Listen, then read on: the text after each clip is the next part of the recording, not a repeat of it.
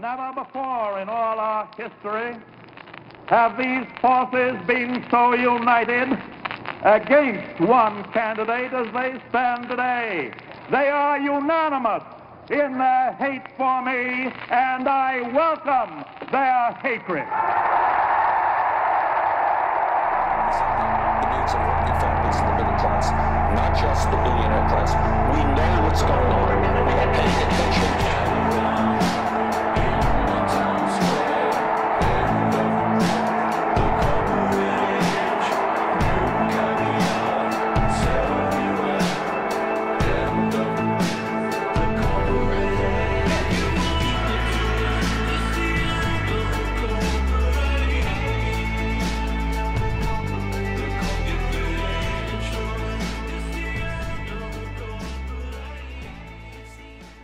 Could you imagine having that face? Could you imagine having that face be what you get to look at? Especially if you're Trump, right? Especially if you're him. But I mean, that's just a face. I don't really know if she is a mean person. I don't know the Queen that well, but boy, she looks like she could really kick his ass.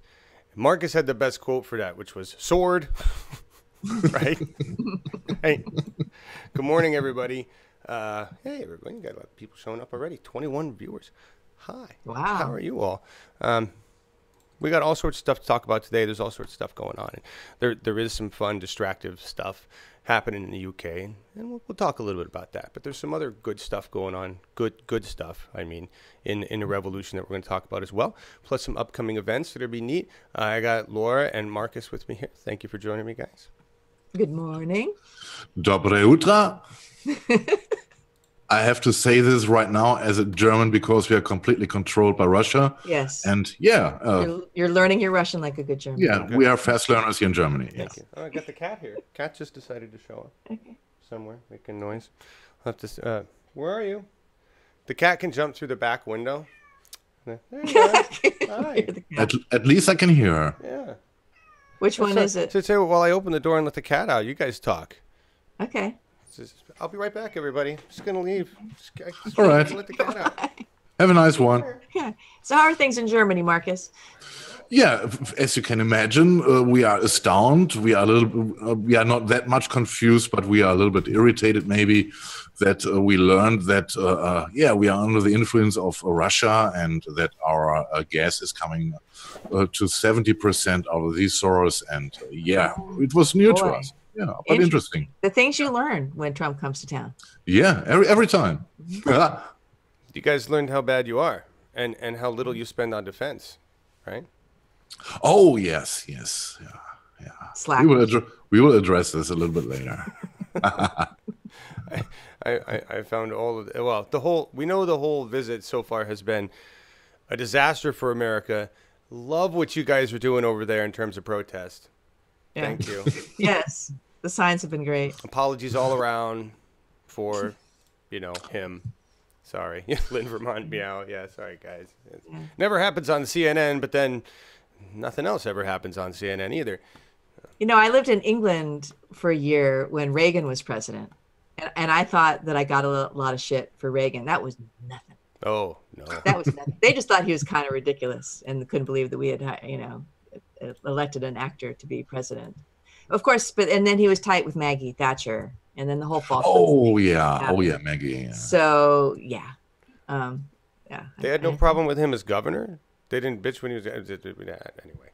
Well, England didn't care about him when he was governor of California. So too small. It's true. Yeah. It's interesting now hearing how people talk about Reagan and how it's come around to how evil he was. Because you and I both remember how everybody was so goddamn go USA in 1980, right? Making fun of Jimmy. Oh, yeah. And it was pretty bad. So Europe makes us look bad. This country should be at its knees. Agreed, Jim Lockett. We'll get there. We're working on it. We're working hard at that. Every day, America works harder to get on its knees. Go. Oh, go, Martha. I was the other thing I was going to tell you. So we'll talk about this too. A little tease. I was thinking of Jill Stein, Green Party teaser lines. I'll let you go to that. But here's my new opener for the Green Party. Planet's dying. We'll fix it. Go Green Party. Oh, I like that. Right? Yeah, nice. I don't know. Good one. Yeah. It's not a very hopeful start, but it's a hopeful end. I don't know. Just thinking. Yeah. It's interesting. Somebody asked me last night, who's teaching people what to do when the apocalypse does happen? Is there The Weather maybe Channel. that's a weird question, but it's like, well, I know you're gonna be on your acre with your fruit trees and stuff like that. Is The Weather Channel. Actually, the Weather Channel does teach this shit. Oh, does it? Really? Okay, I watch the Weather Channel all the time. By the way, hi everybody. There's a lot of people here.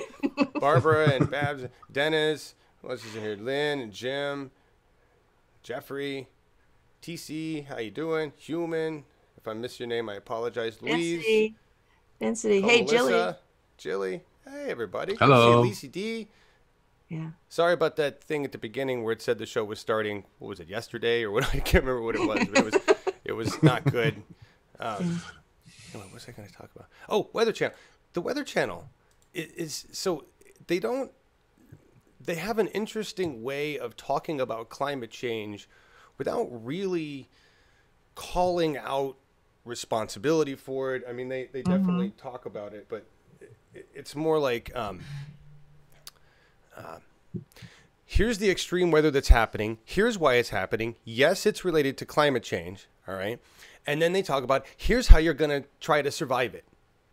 And that's what their focus is. And so they have this survivor guy, SOS. How would you survive this situation or that situation? All related to extreme weather, and what things are going to be like. And it's really fascinating.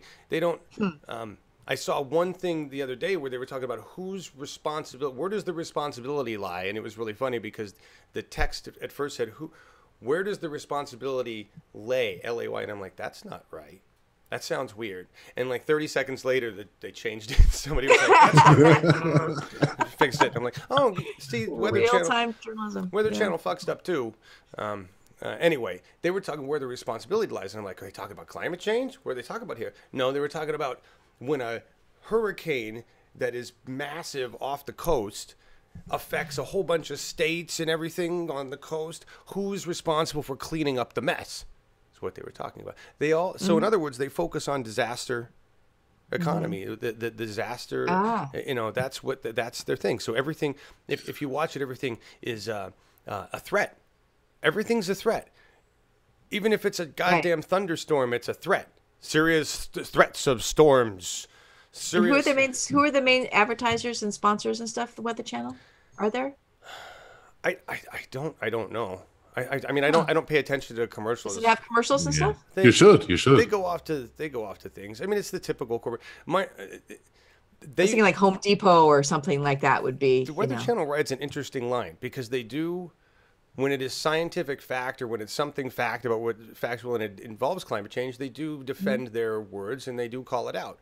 They just don't spend a lot of time saying why aren't we acting on it? They just talk about.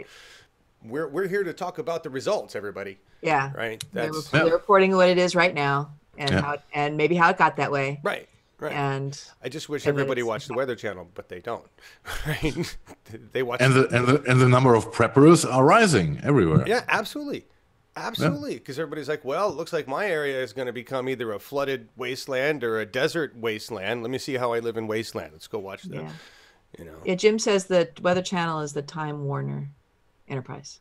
Yeah, I mean and if I recall, the owner of the Weather Channel, if I recall, was or is a climate denier. That is, I got to verify that claim. I remember something about that. All right, but the newscasters and the meteorologists and scientists, they're just being who they are. Yeah. Right? So. Yeah. Anyway, we got so much to talk about. We don't need to be talking about the damn Weather Channel and you wonder why we go long, John. I was bitching that we can't go long. Too much content. I'm going off about this. All right. Let's get into what I want to talk about because there's actually some cool shit. Other than the nightmare card here, okay, which is definitely what it is. Let me make sure this thing didn't start up again. All right. So we've got some stuff going on.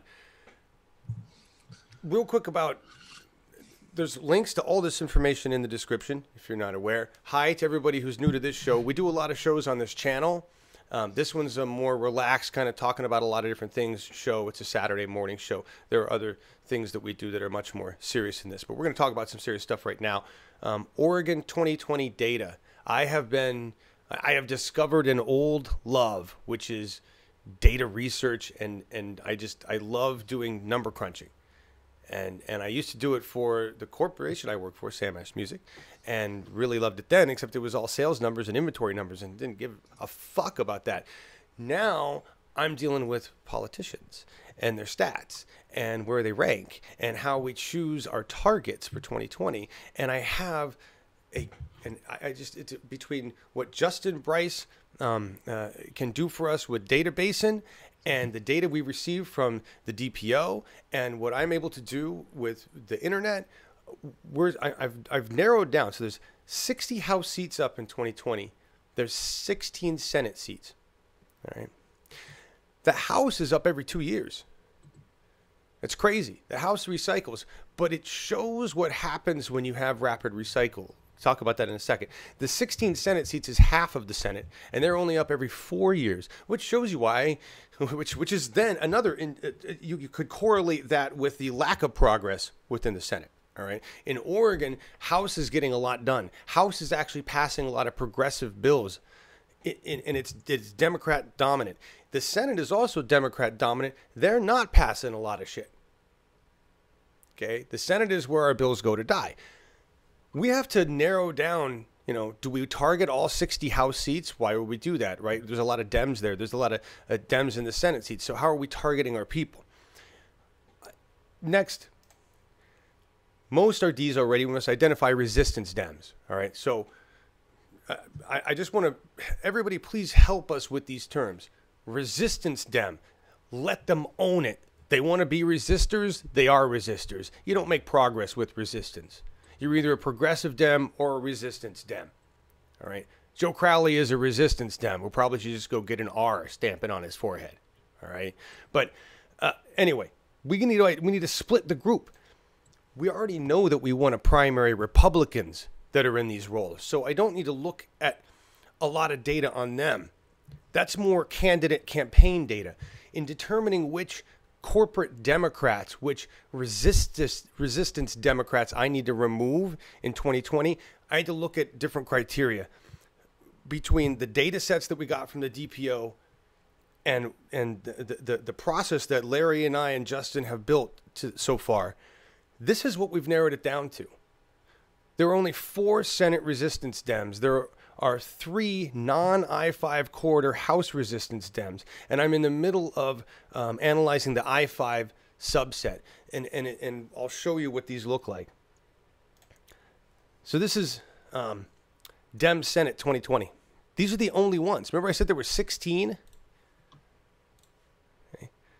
These are the only ones that are actually up for election in 2020 that are Democrats out of the 16 that are up for election.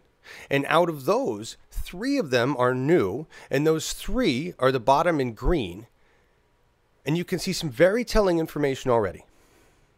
Look at the amount of money the bottom 3 have. Look at the amount of money the top 4 have. Okay. Wow. All right. That's the first indicator and where it comes from. All right. Now, this is the same set of people. I just broke it off into another sheet. So it's the same column. So Arnie Roblin has the most money. He was at the top of that list. It was sorted by money. He's been in office since 2013. Prior to that, he was in the Oregon House since 2005. He's on a shit ton of committees.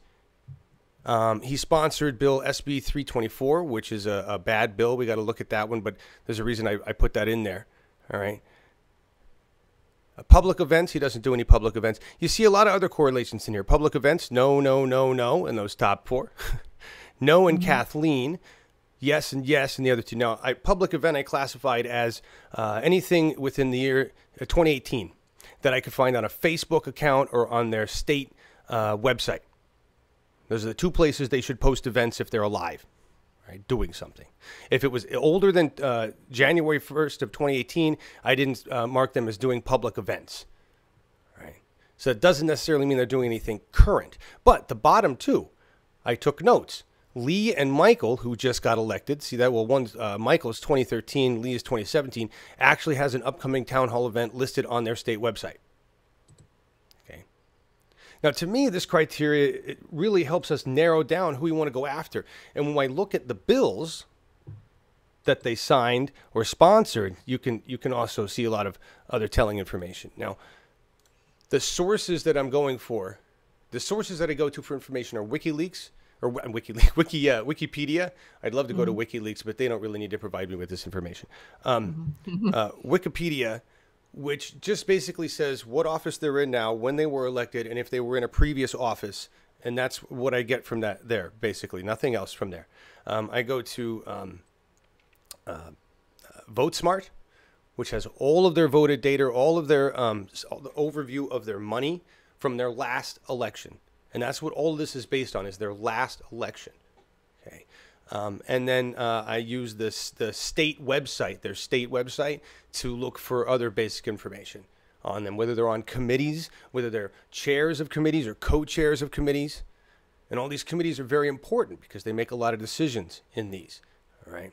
And you'll notice that the people that have been in there the longest, that have the most money, that have the most corporate control, are also the ones on the most committees and have the chairs.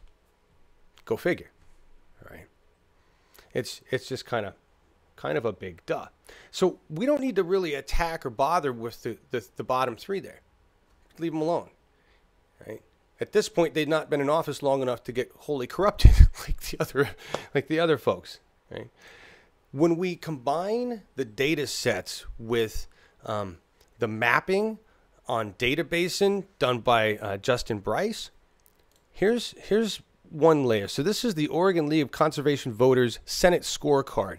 And this is information that was already in there. Right? The problem is this is all of Senate. So we don't have this filter down into what we need to look at in terms of our people. When we add our new data sets to it, the ones that are up for election are orange. So we don't have to worry about basically everything in the I-5 corridor, or most things in the I-5 corridor, which is, Larry has explained to us that the I-5 corridor, which is that white section right there, the 5 runs right down there, right? That kind of is a divider, and everything around it in a U is really a different set. So there's the I-5 corridor, and then there's everything non-I-5 in terms of looking at our reps. This helps us break down geographically where we need to focus. All right.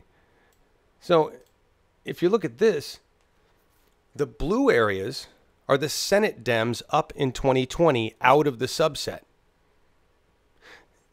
Artie Roblin, the most corrupt guy that I could identify, who's been in there the longest, has that giant blue area. All right. And the little smattering of blue up at the top there, those are the other 3 Senate districts that we need to attack. So we know geographically, when we look at canvassing, we look at where we're going for candidates, that we're talking up in those areas. We don't have to bother with the rest of the state for Senate. So up around Portland. Yeah, well, Portland that's up above Portland, actually. Really? You know, right at the border. But yeah, right at Portland, but and a little east. But yeah, it's a totally different area than you would think. This is just preliminary information. I mean, we've only pulled this data in the last week. Now, I've done the same thing for House. These are the House districts, non-I-5 corridor. These are the only people we have to care about. I'm starting to go through, and so that narrows it down from a lot bigger number. There are 60 House seats. Right? Being able to identify, categorize, prioritize is the first step in making sure we run efficient campaigns in 2020. Right? Agreed. The next thing we're going to do is start to pick apart the targets and figure out how a candidate runs against them. Our goal in advancement of democracy with this is to have everything a candidate needs built and ready to go with data, strategy, even web content. And then we just find the champion ready to fit the role. Right? Interesting. So it's like a suit they put on. And I know a lot of people are like, oh, so you're going to... The difference is we're not going to hand them a stack of cash and go, here's a gazillion dollars to say this shit. We need somebody that believes in this. We've created this platform for you. If you agree with this information and will take it to heart and earn our trust, you've got our support. That's what we have to do. That's how this needs to go. But we need to create the vehicle for the candidate and find somebody willing to drive. That's the goal.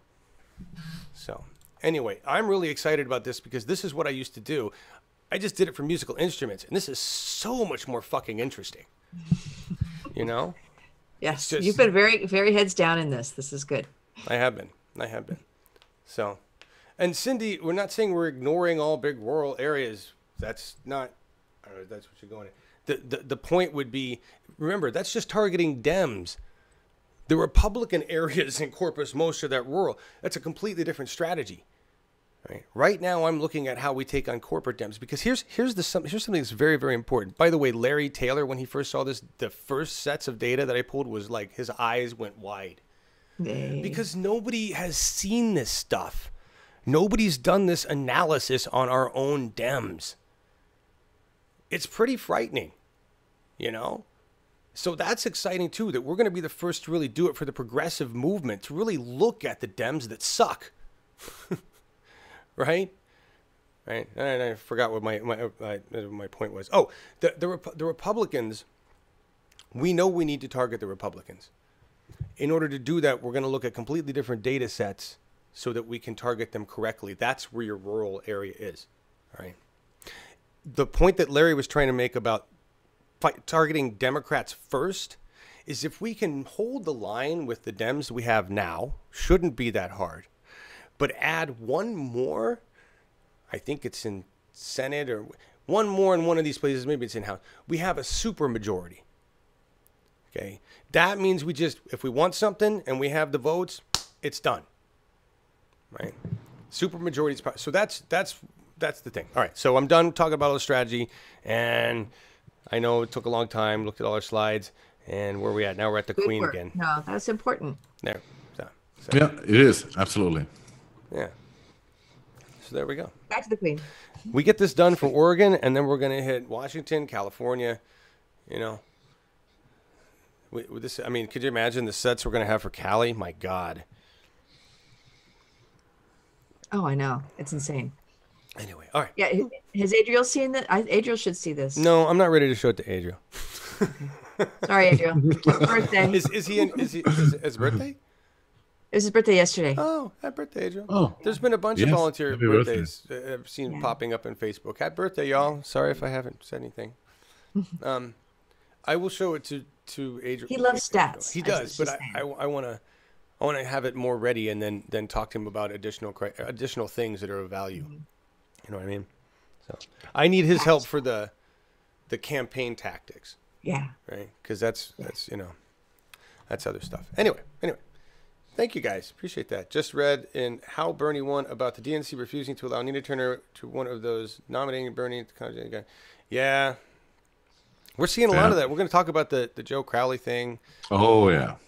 The DNC is showing its true colors. They can't even, like, one side says, you're the future, and the other side says, we're going to run against you. Okay. All right. What do you want to move to next, Marcus? You want to talk about your quotes for the Queen picture? Yes, we can go quickly through this. I mean, basically, you said it already.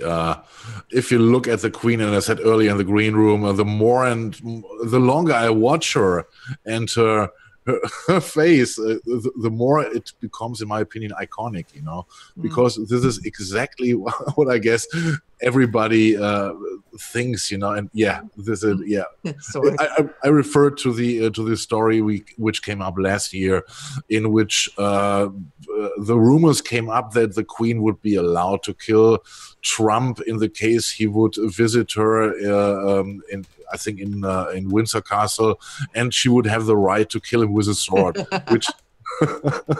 which would be great, but it turned out surprisingly that it was a fake news. But I can imagine that she, in this moment, she would love that this would be true. Yes. Yeah. Combine that with Angela Merkel Yeah. on the other yeah. side, and you Yes. Yeah. don't cross the streams. We'll give this out to you guys, but here, if you want to make your own meme, Yeah. Yeah. Yeah. what's the angry Yeah. queen saying? What does she think? But I just want to say really quick, though, I know that's the queen, and we don't like Trump, and we're kind of making the queen out to be this great lady. But the truth is, it's one, monarchy, one, evil empire staring at another saying, we used to do this so much more nicely with decorum. Mind your manners. Yeah. No. You're right. But she stands for style. She can style and warmongering. That's what I'm saying. Like Obama. Obama at least knew how to smile and make it look good while we murdered millions for oil and shit. That's what they're saying. Like, you unmasked our civility. Yeah. To me, that's the. And Brits, listen, I know you guys are weird about your queen because you're well aware that she's just a leech, that the whole concept of the monarchy is just this bullshit, but you guys like it. And I just want to point out something to everybody that nobody has noticed about the whole relationship over there. And no, I'm not saying the UK is great. I'm not saying that they're in the best spot. They got Jeremy Corbyn trying to fix shit, okay? But for a long time now, they've had health care for everybody, okay? They haven't, spent their whole wealth and everything on bombs, all right, like we have, or a giant military. What you see is a government that has somehow managed to maintain some progressive reforms and keep a people happy and maintain a complete monarchy that does jack squat and support that at the same fucking time. How come they can manage that odd balancement, right? You would think we could, look, you rich fucks over here, go ahead, have your group, do your thing. As long as you give us some basic shit to stay happy. You got too fucking greedy. And now we're going to take it all over. It just pisses me off. Anyway, just saying that. What? Yeah, well put. That was John's queen rant. That's my queen rant. That's right. Really, in that picture is two queens. But anyway. Yeah. All right. Laura, you want to talk about August primaries? Yeah. Yes, please. Go a little to our tactics here. So we don't have any primaries in July. Always cracks me up, John. I start talking, you start laughing. Like, what did I say? Is there something on my face? No, it's not you. It's because I go. I know, hang you're on. looking at that. I gotta put you on camera. Hang on, I'm talking. There you go. Okay. Go ahead. So August 2nd, there's one primary, and that's Tennessee. And so I'm gonna see if Mark Whitmire, who we interviewed last year, wants to come back on. And because there's only one primary in why? Any particular reason why we're gonna have? I think we're gonna do a primary night on that, right? One of our Tuesday nights. Yeah, yeah. Because you guys actually watch that. We actually get views. Yeah, and it's easy. We don't need to look at a whole lot of different screens. I don't understand. We just babble until something new comes by in the stream, and you guys watch. So okay. Well, that's what we do. But August 7th is a huge one because it's Washington, where we've got Sarah Smith, Dorothy Gasquet, Robert Hunziker, Tambourine Brelli, and Tyler Vega. And if I've missed one of you that we interviewed on With People, I'm sorry. There's been many more that have been interviewed on the Progressive Washington show. Right. So they're in Washington. We don't have anybody in Kansas. Michigan, David Benak and Marcia Squire will be up, and we'll be watching their race. And then Angelica Earl in Missouri, who's up against Claire McCaskill, was on that day. So that's a huge one. So we should definitely have a primary viewing party on that. Yeah, I'm excited about that. I'm excited about that. Hey, Angelica Earl. Sorry I picked the wrong politician when I tweeted, and I hope we have you back on again. It's a long Angelica's story. great. I loved her. Yeah, she was cool. And then August 14th is Connecticut, Minnesota, Vermont, and Wisconsin. And of course, we had Jeff Erdman in Minnesota, but Wisconsin, we've got Randy Bryce, Kathy Myers, and Mike McCabe. I bet we'll get 2 out of 3. To watch. Yeah. I hope so. We'll get 2 out of 3 on. And speaking of Mike McCabe, and we'll talk about this a little bit in upcoming, but we've got him coming on with the people on Monday night. Yeah, we do. Yeah, we do. And then skipping to the end of the month, we've got August 28th. We've got Florida. So Tim Canova and Chardo Richardson. And there's quite a few other Justice Democrats that are on the ballot there. And I'm going to see if I can't get a few more new people in with the people before these primaries come up from the Justice Democrats and the brand new Congress lists that we haven't gotten before. That'd be great. That'd be great. Yeah. Love to see Tim again. He's always fun to have on. Chardo been retweeting our stuff. Love to talk to him. Is he's running? He's in it, right? Yeah. Yeah. Oh, yeah. Yeah. It's great. It's great. Michael Hepburn was one that we were going to interview, and he was having some problems getting on the ballot. I haven't heard that he's not on it, but I haven't heard back from him to reschedule either.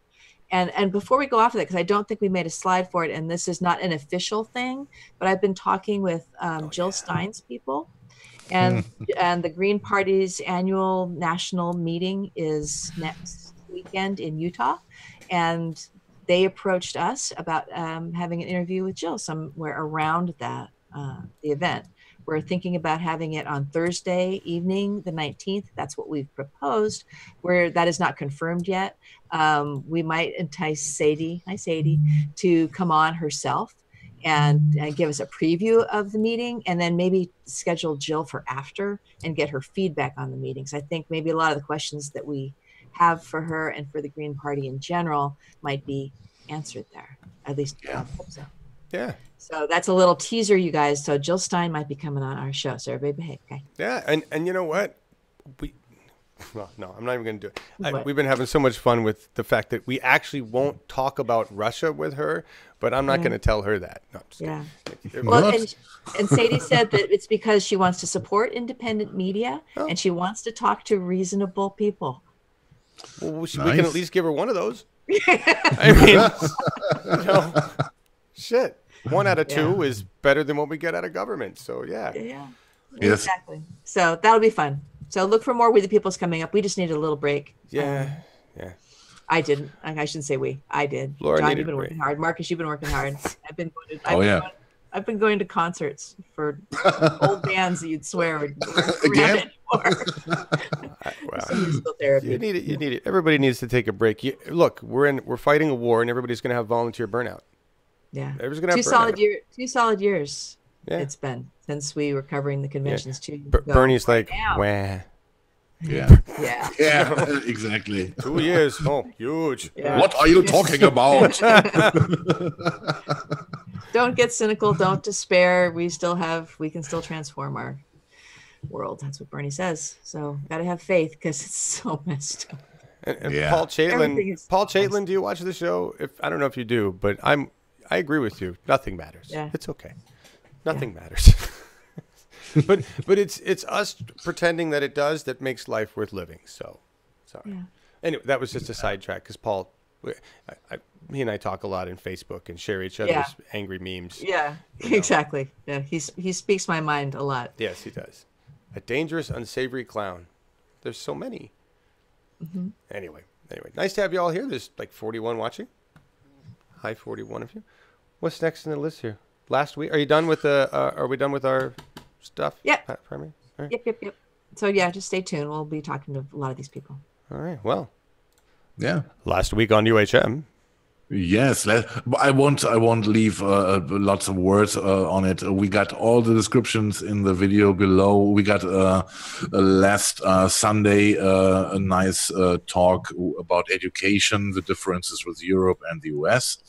And we got the Robert Rules of Order. It was on Sunday evening, right? Your time? Yes. Well, it was Sunday, 12:30 p.m. Yeah, after it was, right? it was it's like noon. It was directly at noon, yeah, and all the important stuff which you should know about if you engage yourself into politics, and it's a series we are doing right now. It is co-sponsored. I lost it, John. Who's the co-sponsor? It's Advancement of Democracy. It's exactly. Larry's new group because he got irritated with the old group. Yes, and it's very important knowledge to know what to be done if you are if you intend to running or are running already. And yeah, everyone should watch all these. And yes, I think we should go over to the news right now. Yeah, what can we say? We won't address a lot around. Oh, wait, you forgot about this. Hold on. What the did 2020 I forget? feedback? Oh, okay. The 2020 planning. Yes. Yeah. As I said, we should definitely get into the discussion about what can be done in Oregon. And this is another important show we have here, which covers all this, and everybody should watch it. And yeah, links are, as I said, in the description. Nice, what? Marcus. You're like blowing through this. The important thing about this is the new cover card. Thank you, Ashley Terry, for putting Alex. Yes, we gotta, you know. That's beautiful. I mean, I liked the Bernie one, but hey. Yeah, she's a new star. Yeah, it's time for an upgrade. And she's touring. Did you see? They're announcing rallies where she and Bernie are going out to support. I think it's the guy Thompson in Kansas. They're going on Kansas, tour. Yeah. And they're going on tour. So we should, see if we can, grab some of those, because that would be a lovely combination. The two of them together. Yeah. Absolutely. Yeah. Yeah, you guys are cracking me up. Yes, we are talking about Jill Stein going on Uphill Media. Jilly Love. That's right. Mm-hmm. Big news. Big news. Yeah. It made my day. I had a really good day yesterday at work, and that was just icing on the cake. It's like, oh yeah, and Jill Stein wants to be on our show. No, I don't. No groveling required. That's an interesting way to say it, but yeah. I would say Jill Stein is willing. I would say is willing. Well, they approached us. Oh, did they? All right. No groveling for them. They say, were you still interested? And I was like, well, yeah. No. Of course we are. Would she? Like, yeah, no, that's what she said. She wants to support independent media and talk to reasonable people, and we are, in terms of not following some, scripted narrative. We're pretty reasonable. We are there. There's no scripts here, darling. No, and no identical backgrounds. But apparently we look nice. Thank you, Lisa D. We apparently look. Our colors are balanced today. Yeah. They are. Yeah. Our heads are approximately the same size. We got all sorts of good stuff going on. All right. What do we got? You work so hard at this. I'm just gonna say we got like a half hour. How much you're gonna run into the 45 versus NATO here? We will go quickly through this. You remember in the 70s, there was a band Supertramp. They had a big record. It was called Breakfast in America. What you see here is Breakfast in Europe, and you can see how uncomfortable those guys at breakfast are, when Trump was referring or holding a referat about Germany's energy and in how unfair it is, all that we get about 25% indeed from Russia sources. All other energies from Germany are done ourselves or coming from other sources. So the 60-70% claim of Trump is complete nonsense, And the other thing is the 2% we have to spend on our military, European wide, and it is quite interesting. If you look at the countries who reached this target, we have, of course, the United States with a ridiculous high expenditure on military stuff. The next one is, I can hardly read it here. I think it's the UK. And then we have Greece, and now I think everyone should be surprised why Greece. Why do they have so heavy military expenditure? No, on the ranked second before the United Kingdom, I see here. And this is easy to explain, because Greece was blackmailed by the EU to get the credits to survive.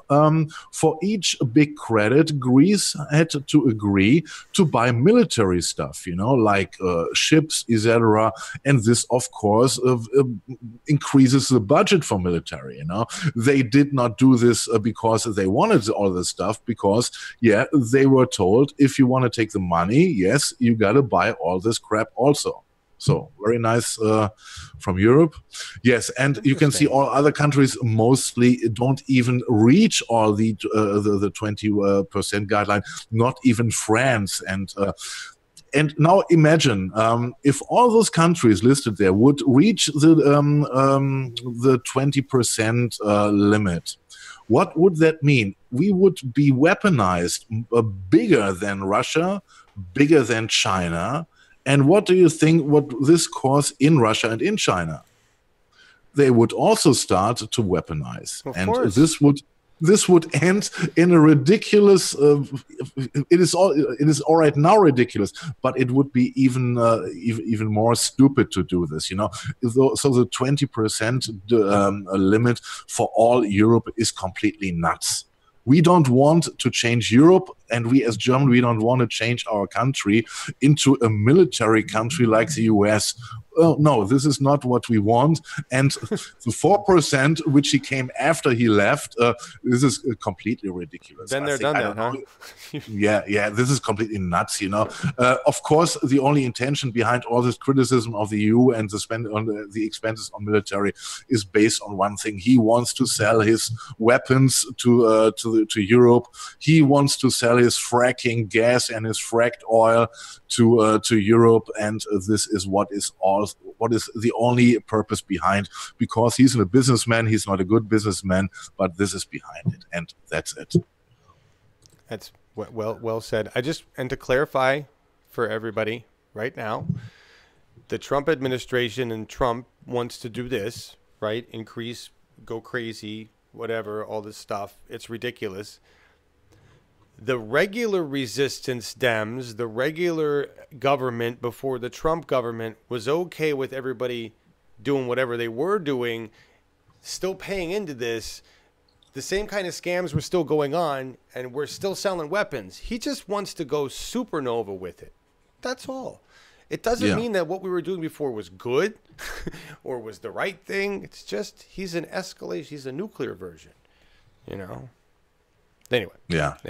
Anyway, if we can quickly show slide 28, please, because this shows the state the NATO is in right now. And you can see the NATO mostly looks in one certain direction while Trump is completely opposite. And I don't know what he sees, and it seems to be interesting for him. Yeah, that's maybe no, the blimp was not on his way at this day. No, it was not. All right. Okay, let's come to our next topic, which is Trump and his astounding critique of Germany, and yes, he chose that Germany is the biggest opponent now in Europe for him. And when I heard the constant stupid criticism of him, it came into my mind that 1 year ago at a summit, he asked Merkel multiple times, I think at least 12 times, to do a bilateral trade with Germany, and she had to school him that it's not possible because he can only make trade with the EU as a whole. And what we can see of this criticism, in my opinion, targets only that he is bullying Germany. If you want to mess up a group of guys, normally you address the big one, and if you knock him down, then the problem is solved. And I think this is a kind of bullying attempt. And we don't take him serious here. Everybody's shaking his head, and we take him as he is, and it doesn't change our minds here. And anyway, we don't give a fuck about Trump and his opinion on Germany. Well, and before I forget, there's another big important thing why he doesn't like Merkel. We talked about Germany, but there's a special relationship with Trump and Merkel as well, and this relationship is as special as it was with Obama in a contrary way. You can see both came along very good together. It started slowly, but then in the end, they become kind of friends, if it is possible on the political stage. But as I said, they came quite well along with each other. And if we remember the meetings with Trump and the grimaces Merkel had in her face, and I don't think that we don't have. I've never seen these pictures. This looks like okay. It's a montage from a dating rom-com, Yeah. This is, she's just like, what? Obama and Merkel this hot Tindering, black you know, man likes me. She's it's kind of political Tinder if you want it. very much so. Very much so. Those are some depth. Yeah, look at that. They just he charmed the shit out of her, didn't he? Mm-hmm. Oh yeah. He charmed the shit out of her. And he's like, all right. Like, you were talking about Barry White. He pulled Barry White on Moody. That's definitely. Oh yeah. Definitely. All right. Like okay. dark chocolate. Yeah, and then German of course. Sorry, no. Where do you go? How much more of this stuff? You got to show his ugly face. What more? Jeez, Yes, come yes, on, I want to show. Come on. I want to. Yes. Come on. Slide 32, please. Then we're done. I don't want to see any more Trump shit. Look at this nice face, you know. And yes, Trump addressing immigration in Germany and how bad it is for Europe, how bad it is for Germany, and how it would change our culture and everything we know from Germany. And he completely forgets where the source of it all lies. It lies in the constant wars in the Middle East. And we talked about this last week. And I don't have to add anything, but yeah, fuck you, Trump. And we can go over to the next topic. I told you, John, it was quick. Well, he did.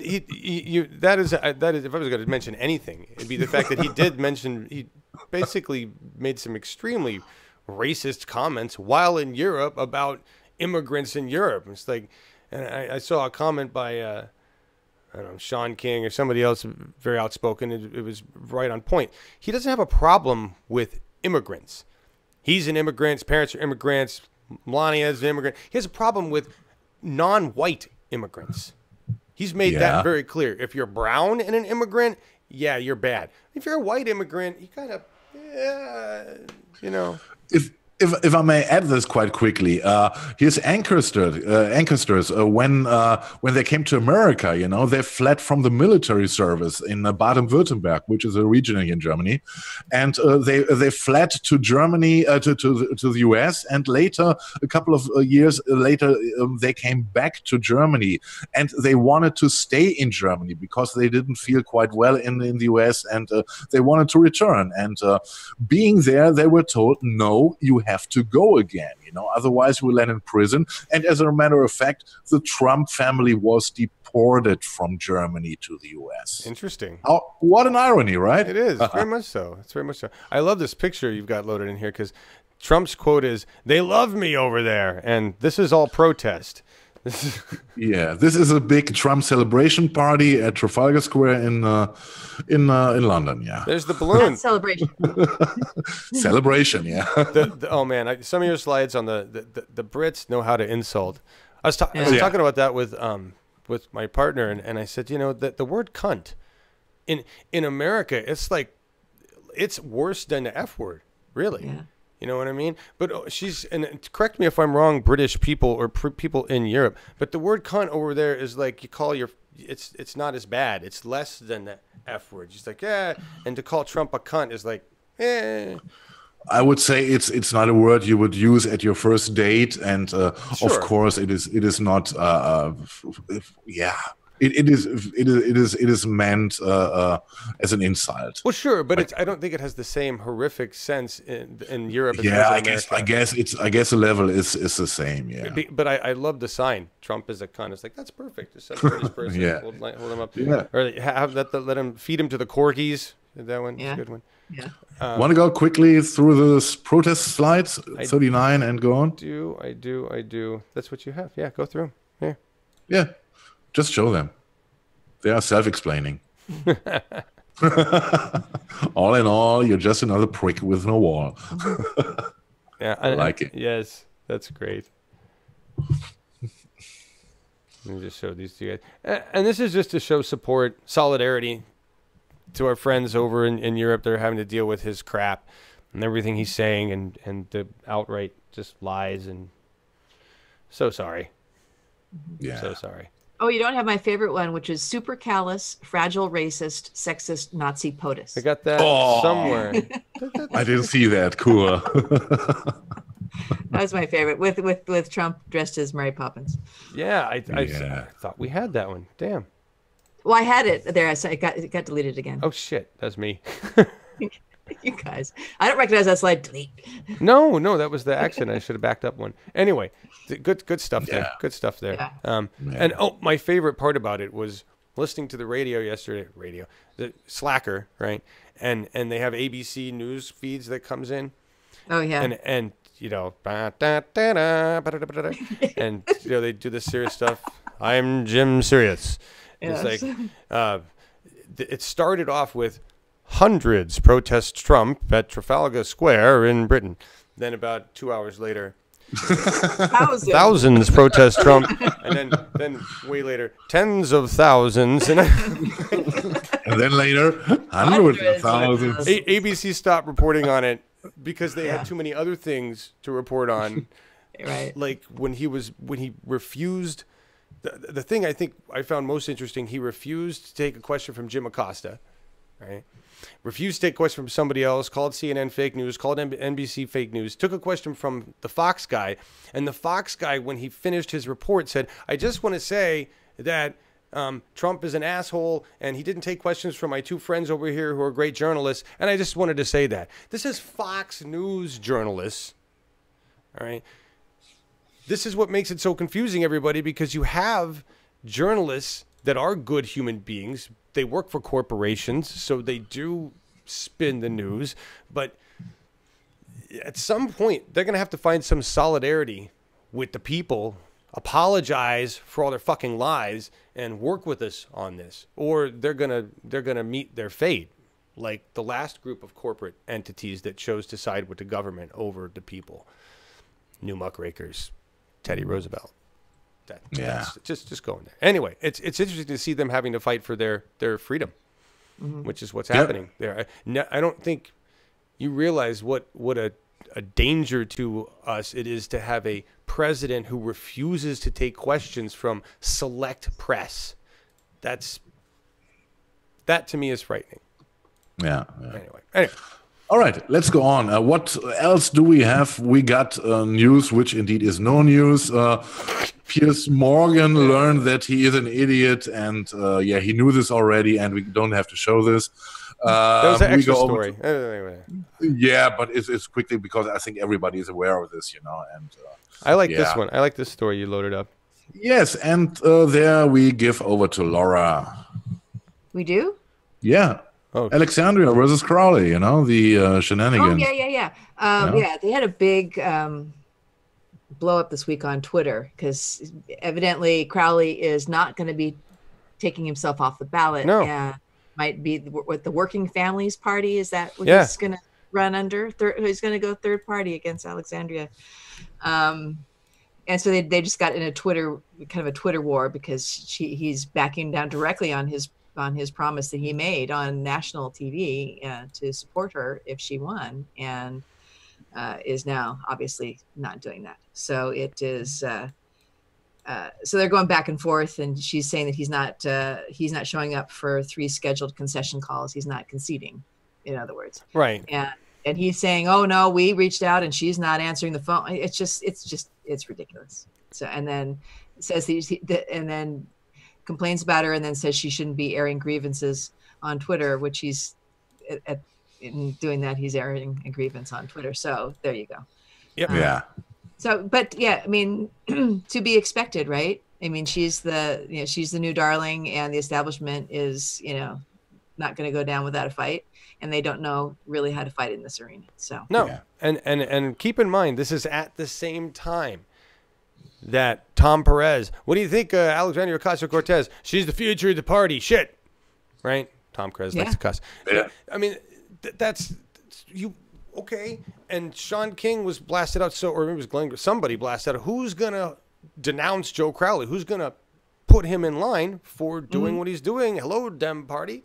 We've heard nothing. Yeah. Right? I hope that shitbag loses big, and he should. And the Working Families Party, that's actually the first I've heard of that. Are they on the... No, there's a lot of these Dems that are signed up with the Working Families Party, and it's one of those... and the Working Families Party, they asked Crowley to get from the ballot, and he could do this by going back to Virginia, where his family is already, where his children are going to school, and he refused to do this because this would be the easiest way to solve this problem, because the Working Family Party indeed wants to have Alexandria on their ballot, but they can't because it is blocked by Crowley. Interesting. I see. Not even aware of that. I mean, it's just ridiculous. It's just ridiculous, the arrogance of these greedy old white dudes. Yeah, well, in their exactly. power. He's being very true to form. He's being exactly like he was on the debate, and now he's been for 20 years in office. Yeah. So we shouldn't really expect anything different. Yeah. Yes, Trisha Yeager, he literally did the "your fake news" bit in front of Theresa May. That was in front of Theresa May. Global news. It was. Yeah. It was embarrassing. Even more embarrassing, there was a MAGA guy in a Facebook chat who said, "What was wrong with what he said? He was totally on point." Like, the thing is that the Sun, is a very obscure yellow page kind of newspaper, if you want to call it newspaper. It is. I'm not even talking about the Sun. I'm talking about when he was accosting CNN, MSNBC. Oh, okay. I thought he was referring to this article. No, he was standing with Theresa May side by side, and he said, "No, you're fake news, but I'll take a question from you." I mean, it's, Oh, I didn't get that. He does that in the White House press conferences, but not in a global, like, "Hi, I'm welcome to Europe, and now I'm going to insult people over here. Fuck you. Yeah, are you surprised? Again, why are we surprised? This is exactly how he has been. Come on! The Queen had to wait in the hot sun for 15 minutes until this motherfucker showed up, and then he lost her on the way when he was striding the military parade, which he has not to do as a first person, Then he lost her. He turned around and she was gone, and he was completely confused. I know, such a dork.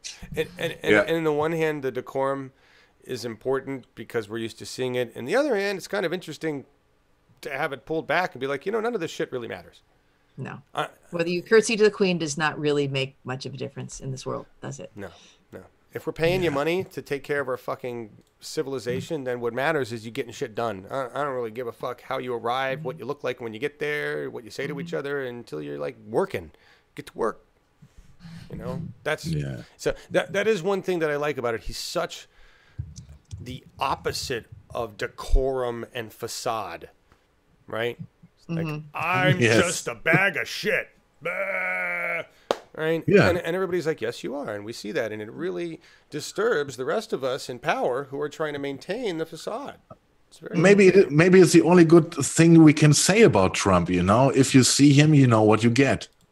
At least with him, you do. Absolutely. Right? Anyway. So we've talked entirely enough about Trump on this show. I know. We're done with Trump. Okay. Yes. This was more about the UK visit, really. Remember? Yes, exactly. Really. Well, actually, before we go to the ICE thing, because I want to talk about it, just with the Dem thing to wrap that up, we need to push the narrative as the progressive movement that the definition is now resistance Dem versus progressive Dem.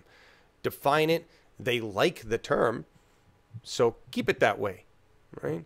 And the list that I'm building for Oregon that I will eventually help build for other states is going to separate the resistors from the progressives. And that's the goal, right? Republicans are pretty easy. But anyway, I just want to say there, this is how we take power. Remember, we are winning. We have a better win record than the Tea Party, and we just gained our 2020 champion in Ocasio-Cortez as far as helping push everything forward to that year, right? So we're in pretty good shape.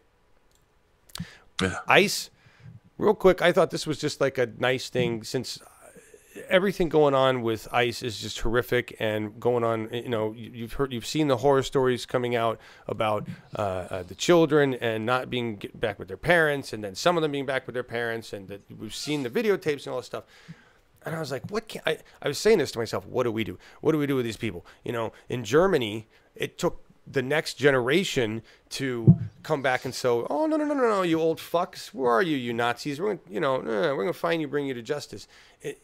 We got to make sure that we prosecute the living fuck out of every ICE agent that was willing to take part in this shit. And I say prosecute because My personal feelings are much more horrid, and I want to make sure that we keep it peaceable. You know what I think, everybody. You know the kind of justice I think they should receive. So whatever it is, I hope. I didn't know that we could do this, is the point. We can, we were just following orders. Apparently we can sue them individually, or at least they're trying to see that we can do that. I think that's great. I think they should be sued into non-existence. Right? That's just me. I don't believe there should be restorative justice for anybody willing to perpetrate those crimes. That's just me. I don't know. Do you have any thoughts there on that, you guys? Yes, absolutely, because we were just following orders. It was a standard excuse we saw at the Nuremberg Nazi trials. Right. It didn't help them, and it doesn't help them today. Right. Yeah. Right. Exactly.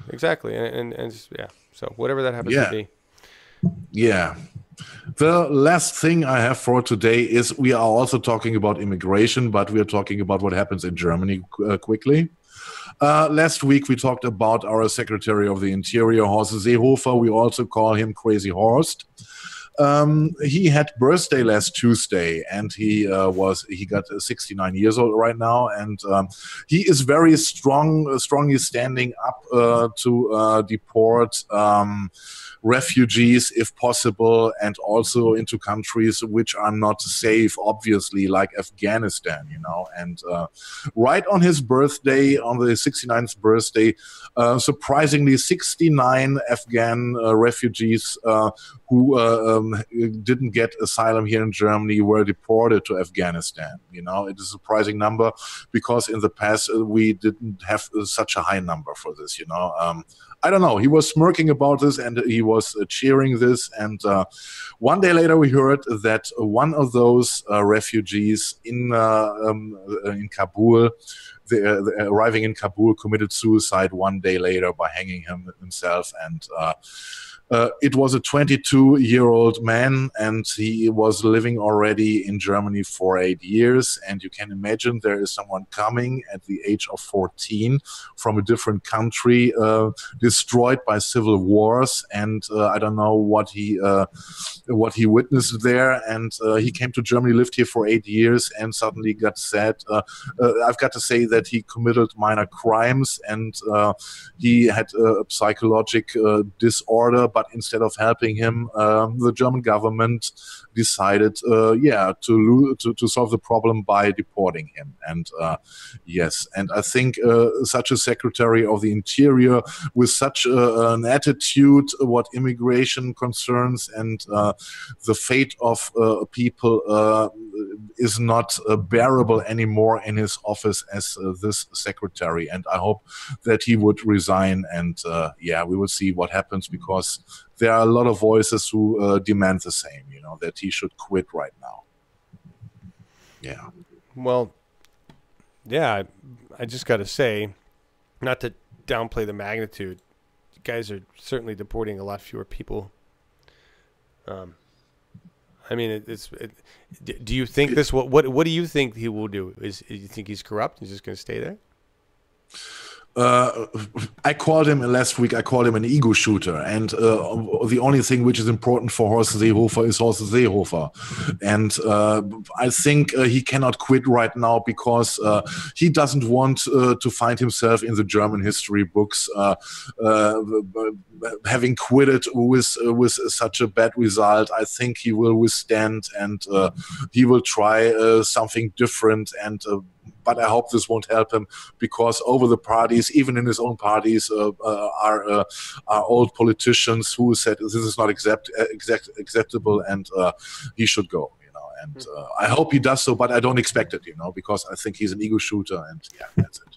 All right, well, we'll see. It's you guys have a much more functional democracy, so maybe, but maybe not. Yeah, we're seeing that. We'll see. It's an unfortunate story. We're seeing a lot of that happening here, or hearing about a lot of it here. But my understanding coming out of it is that we've been doing this crap for a long time, so it's unfortunate. All right, guys. Well, hey, Dennis, you were in there. Good to see you. We're actually doing good time here, Marcus. We can talk about next week on UHM. Yeah, Progressive Oregon tomorrow. Larry interviews Jeff Beals. Topic: resistance versus progressive Dems. Actually, all right, let me take this one because he actually already interviewed Jeff Beals. Oh, okay. It's a replay. Okay. So we already interviewed this guy. It's another story like the guy from Colorado, the Steny Hoyer story. He's not the guy, but he was the corrupt guy that came up to him. Jeff found out what it was like to go up against the machine, other progressives, and really is the reason we've got the term resistance Dem, is because he it's a very interesting interview. We got about 27 minutes of interview. We recorded it. It was last Thursday or something, because that was the time they could both do it. We're going to run the interview at the beginning of the show, and then the second half we're going to have hopefully a couple guests from Oregon, maybe Kevin Stein, Steve Bitliff, and we're going to just discuss, we're going to look at some of this data that I talked about today and discuss the resistance Dems in Oregon and what that term means and what, like we're seeing with Crowley here. And, my favorite part about all this is they have decided to define themselves, right? It's been very ambiguous, but it's like, nope, now we've got this clear defining line between progressive Dems and resistive Dems. You've drawn a line in the sand. You keep talking unity, but you don't want to do any fucking unity. And so it makes it easier for us to win. It really does. We're going to talk about that. Watch that tomorrow. That's at 10 a.m. Pacific. And then right after that, well, not right after that, is like an hour break. At 12:30, Robert's Rules of Order, the next hour long or hour and a half-ish in the series. Handling motions. Should probably show you the graphic. There you go. Handling motions. Oh, that's Larry. Shit. Or who is that? That's you. God dang, my things are all messed up. Sorry, guys. There's the site. This is what we're talking about tomorrow. All right. On Robert's Rules of Order. Motions there's like several types from what Larry has explained, and these are powerful. There's a lot of different things you could do with them. This is how you get shit done, I guess. And so he's going to talk about that more in depth tomorrow. That's at 12:30 p.m. Pacific. Join the discussion. You can ask questions. Remember, there's a group you can join. It's a Cascadia e-group. Go to pdpo.org if you're interested in that. These are Robert's Rules of Parliamentary Procedure. This is how our democratic meetings are governed. Most groups, Congress uses these, the state government uses these, all the local democratic orgs and most other groups, Republicans use these, Green parties use some set of these, DSA uses some other version of this, but everybody has some set of rules, and if we learn these rules, we can stop corrupt chairs from destroying democracy. This is stuff that we were supposed to be taught in school. So anyway, just join us if you can for that tomorrow. It's very important. Yeah. And then go ahead, Marcus. You can do Mike. Yeah, Mike McCabe. Or Laura. I'm sorry. Laura, I'm sorry. Laura, please. Are you muted? Do you want to talk about Mike? It's you booked him. Yeah. All right. Here. Yes, Mike is coming back. We interviewed him last December, and his interview video has, for some reason, been one of the most watched videos on our channel. Yeah. So you figure he's doing something right. I get his emails. His email campaign is on point, and we are looking forward to revisiting him again before his primary next month, talking about his ground game as he moves in those final weeks and what it's been like for him, etc.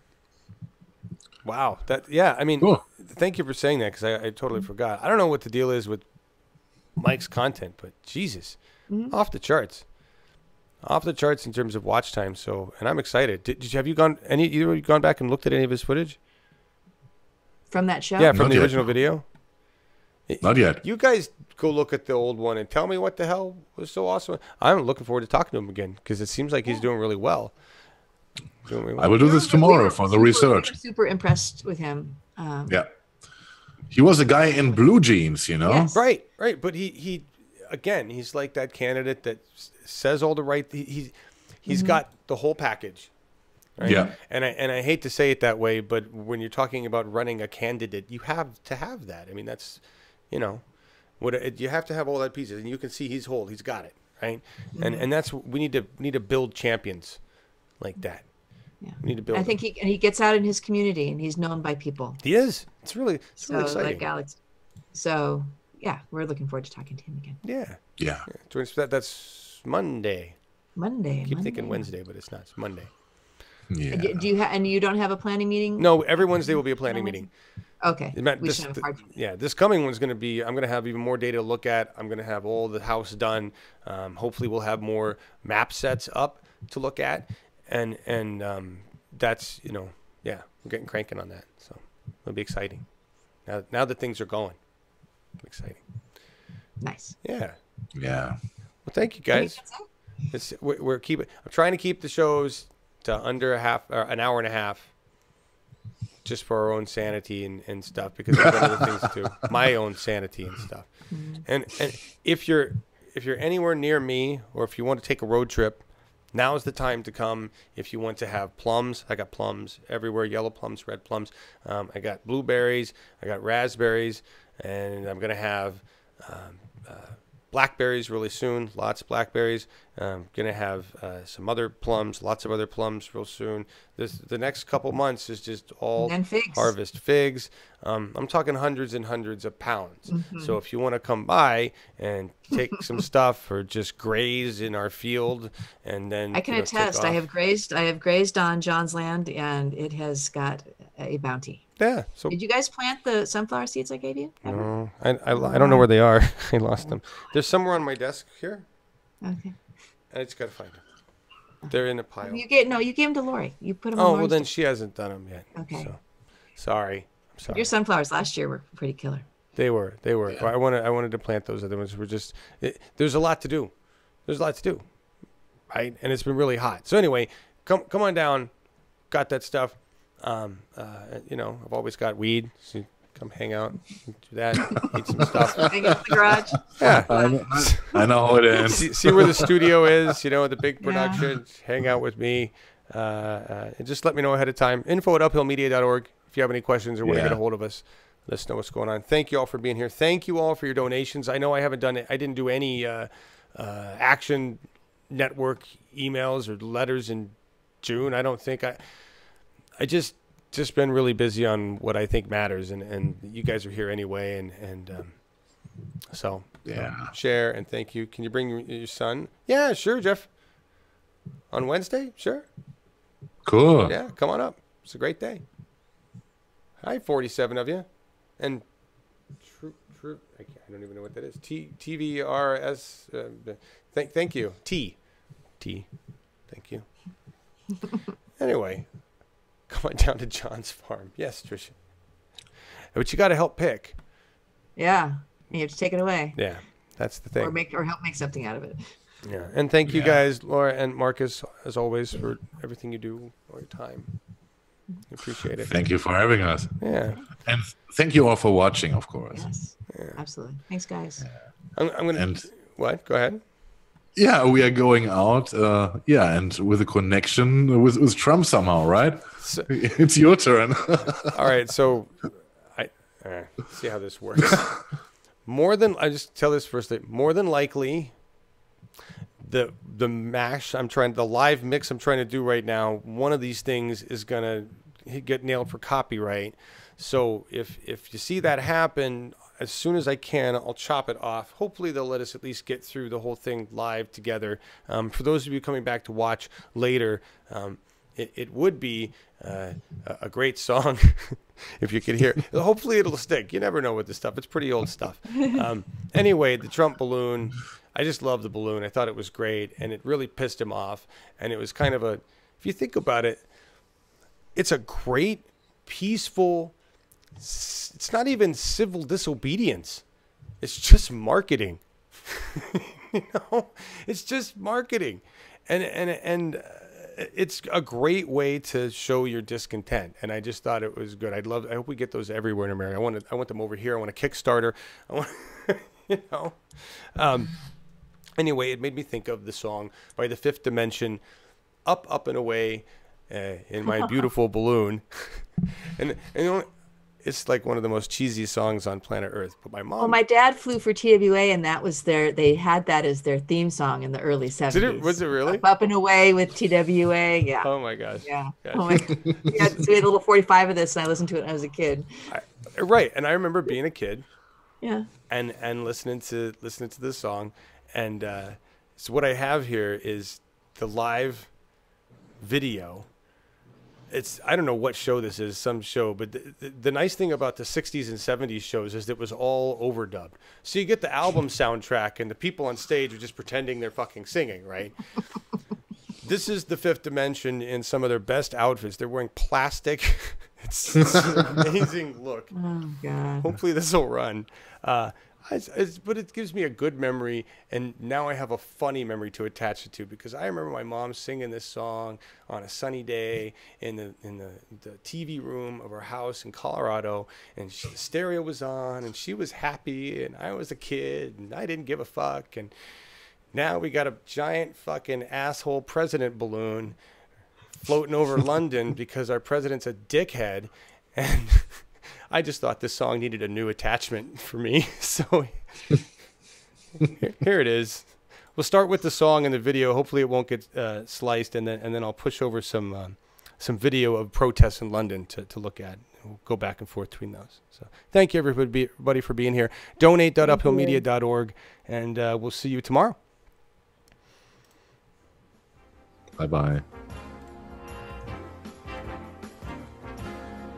Would you like to ride in my beautiful balloon? Would you like to ride in my beautiful balloon? We could float among the stars together, you and I. Or we can fly